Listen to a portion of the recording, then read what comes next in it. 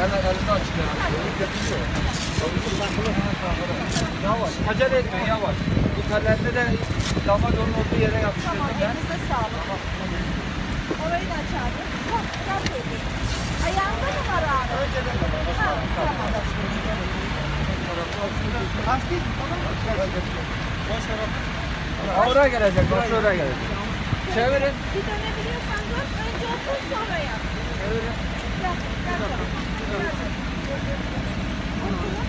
Gel. Fatih ha direğizde. Direğizde. Yok direğizde. Yavaş. Yavaş. Biraz aşağı kay.